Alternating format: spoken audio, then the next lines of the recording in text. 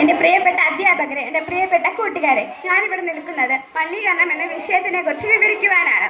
നമ്മുടെ ഇന്ത്യയിലെ ഒരു കൊച്ചു സംസ്ഥാനമായ നമ്മുടെ കേരളം ഒരു ദിവസം പുറന്തള്ളുന്നത് ഏകദേശം 10,000 ടൺ മാലിന്യമാണ്. അതിൽ പകുതി മാത്രമേ സംസ്കരിക്കപ്പെടുന്നുള്ളൂ. ബാക്കി പകുതി 5,000 ടൺ മാലിന്യം അവിടെ ഇവിടെ ചിതറിക്കിടക്കുകയാണ്.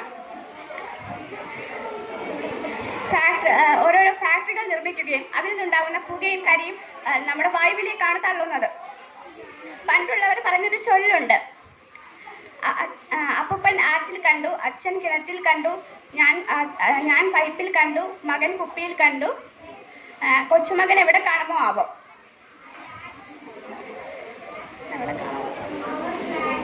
ഇതിൽ നിന്ന് നമുക്ക് നമ്മുടെ ഭൂമിയെ വീണ്ടെടുക്കുവാൻ നമ്മളെല്ലാവരും ഒറ്റക്കെട്ടായി നിൽക്കുക. നമ്മൾ എവിടെ പോയാലും ഇപ്പോൾ കാണുന്നത് ഓരോരോ സ്ഥലങ്ങളിൽ, പുഴകളിൽ നമ്മൾ കാണുന്നുണ്ട് കുറെ വൃത്തികേടുകൾ പോലെ കുറെ വസ്തുക്കളും